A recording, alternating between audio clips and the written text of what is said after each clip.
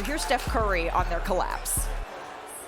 Got to figure out how to stop talking about it and do it, or else you'll be, into the new year with the same problem. So whatever it is, if it's within our control, we got to do it if we're going to be any type of a serious team.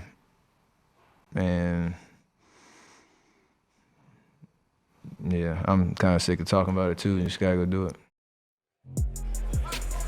So Klay Thompson told this to The Athletic after the game, quote, "I will never, ever lose faith in this group. We've been through too many battles together. I'll never lose faith." He reiterated, never, ever, never, ever, never lose faith. But Bob Myers, you were kind of ribbed a little bit the other day by our friends on Inside the NBA for calling the Warriors the Titanic. But more seriously, why isn't Golden State kind of able to get back to what we've grown accustomed to from them?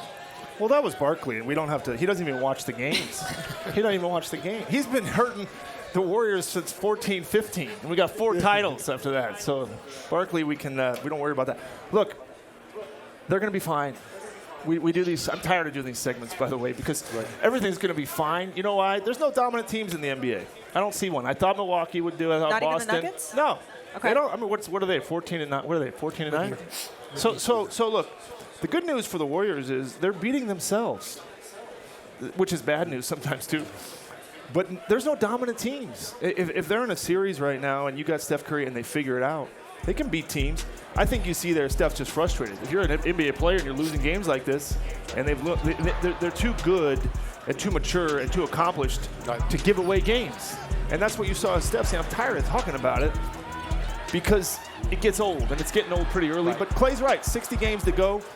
I actually thought going into the season there would be more dominant teams, and that's what worried me about the Warriors. But right now I'm looking at it 20-something games in. Sure, the Warriors could be playing better, but I thought a lot of teams would be playing better, and they're not. Right. There's not. And so that's just that's where I'm coming out on it. A lot of games to go. So that's what it is. So everything's fine. Fine. Isn't that the meme with like the house on fire behind you? Yeah, no, everything's it's all good. fine? It's fine.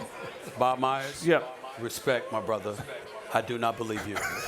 Let's get that out the way. Let's stop this nonsense. They're a team that's under 500.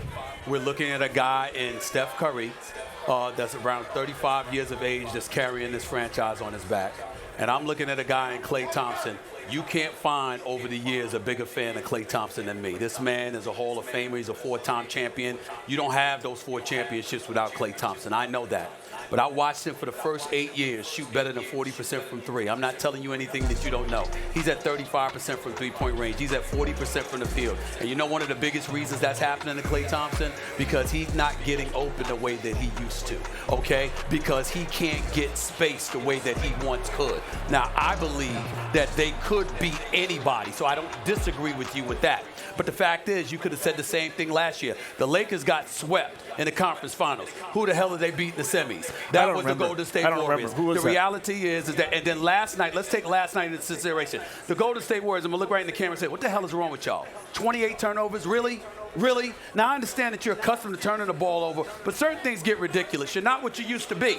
And so as a result, the level of efficiency has to elevate. You can't be what you used to be in terms of really, really being able to make mistakes and overcome it. You can't do that now. Okay. And so I'm looking at it and I'm saying, wait a minute. Yes, they're a good team. They'll overcome their doldrums. They'll be above 500. They'll make the playoffs. But we look at them and we think Steph Curry, Klay Thompson, Draymond Green, we think championships. And we ain't thinking about that, they ain't the same. Okay. And it's not going to be okay. Can I just say, you predicted to win it. You used to be a fan. I am a fan. What happened to you? That doesn't mean I'm not a fan. I'm just calling it like I see it. Stephen A., here's what can't be lost. You can't lose sight of this. There are no dominant teams, I agree with Bob. But there are good teams. Golden State shouldn't beat Oklahoma City right now going into Oklahoma City. They're not good enough. Oklahoma City, Minnesota, Indiana, these teams are coming to get you. They're trying to snatch the baton, not wait till it's passed. Right. And Golden State is playing in that context. That's right. I believe they will play themselves back into a much better place. It's going to take some more frustration and more time. Right. I think they'll get there. Okay. But they're in a group. Malika, not head and shoulders. She grew up in the Bay Area. We're fine.